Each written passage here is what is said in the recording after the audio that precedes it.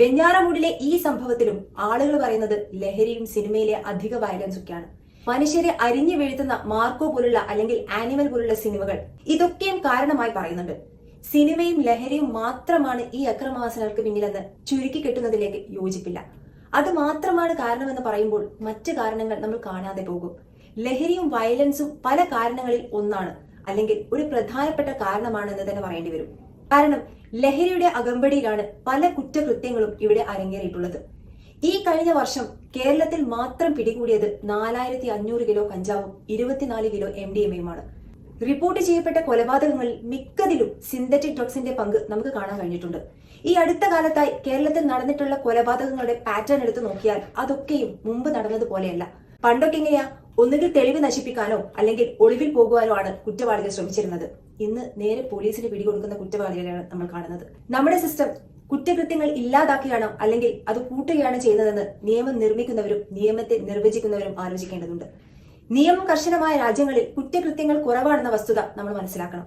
മറ്റൊരു പ്രശ്നം ചൂണ്ടിക്കാണിക്കപ്പെടുന്നത് ധാർമ്മികതയുമായി ബന്ധപ്പെട്ടതാണ്. അതായത് ധാർമ്മിക ബോധങ്ങൾ, മൂല്യങ്ങൾ ഇല്ലാതായതാണ് പുതിയ തലമുറക്ക് സംഭവിച്ച പ്രശ്നം എന്നും പറയേണ്ടി വരും. മൂല്യങ്ങളും ധാർമ്മികതയും അറിയാത്തതല്ല പ്രശ്നം, ജീവിതത്തിലേക്ക് അത് അപ്ലൈ ചെയ്യുന്നില്ല എന്നിടത്താണ് ഇവിടുത്തെ മതസംഘടനകൾ ശ്രദ്ധ ചെലുത്തേണ്ടത്. ഒപ്പം ചേർത്ത് പറയേണ്ട മറ്റൊന്നു കൂടിയുണ്ട്.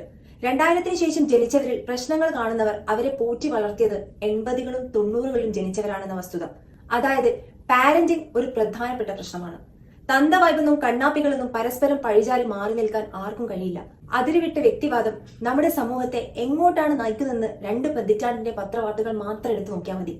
ഞാൻ, എന്റെ സെൽഫി, എന്റെ ജീവിതം, എന്റെ സന്തോഷം, ഈ മുദ്രാവാക്യങ്ങൾ നമ്മൾ കൂടുതലായി കേട്ടു തുടങ്ങിയത് ഈ കഴിഞ്ഞ 10-15 വർഷങ്ങൾക്കിടയിലാണ്. എനിക്ക് മാത്രം സന്തോഷം മതി, അല്ലെങ്കിൽ എനിക്ക് സന്തോഷമില്ലെങ്കിൽ മറ്റാർക്കും സന്തോഷം വേണ്ട എന്ന തരത്തിലേക്ക് ആളുകളെ ചിന്തിക്കാൻ പ്രേരിപ്പിക്കുന്നത് എന്താണ്? ഏതായാലും ഇക്കഴിഞ്ഞ കാലത്തിനിടയ്ക്ക് നടന്ന എല്ലാ കുറ്റകൃത്യങ്ങളുടെയും ഒന്നാമത്തെ ഉത്തരവാദി ഒരു സമൂഹം എന്ന നിലക്ക് നമ്മളൊക്കെ തന്നെയാണ്. അതിനുള്ള കാരണങ്ങൾ കണ്ടെത്തേണ്ടതും പരിഹാരങ്ങൾ നിർദ്ദേശിക്കേണ്ടതും നമ്മൾ തന്നെയാണ്, അല്ലെങ്കിൽ നമ്മെ ഭരിക്കുന്ന സർക്കാരാണ്. കോവിഡിന് ശേഷമുള്ള സാമ്പത്തിക പ്രശ്നങ്ങളായാലും ലഹരി ഉപയോഗമായാലും സിനിമയിലെ വയലൻസ് ആയാലും എല്ലാത്തിനുമുള്ള പ്രതിവിധി കണ്ടെത്തേണ്ടത് സർക്കാരിന്റെ ചുമതലയാണ്. പുതിയ കാലത്തെ കുഞ്ഞുങ്ങളെ വളർത്താൻ പഴയ കാലത്തെ ടെക്സ്റ്റ് ബുക്ക് ഉപയോഗിക്കുന്നതിനാണല്ലോ തന്ത വൈബ് എന്ന് വിളിക്കുന്നത്. ഇന്നത്തെ ന്യൂജൻ നാളത്തെ തന്തയും തള്ളയും ആകുമ്പോൾ ആ വൈബ് അവർക്കും കിട്ടും. ഇവിടെ ഒരു കാര്യം അടിവരയിട്ട് നമ്മൾ മനസ്സിലാക്കേണ്ടതുണ്ട്. നമ്മുടെ സമൂഹത്തിന് കാര്യമായ എന്തോ ഒരു പ്രശ്നമുണ്ടെന്ന് തന്നെയാണ്. പ്രശ്നത്തെ അറിയലാണ് പരിഹാരത്തിനുള്ള ഒന്നാമത്തെ മാർഗം. ജന്മം തന്ന മാതാവിനെ ആഞ്ഞു വെട്ടുന്ന, എട്ടും പൊട്ടും തിരിയാത്ത കുഞ്ഞനുജന്റെ കണ്ണും തലയോട്ടിയും പിളർത്തുന്ന വാർത്തകൾ ഇനിയും നമ്മൾ കേൾക്കാതിരിക്കട്ടെ.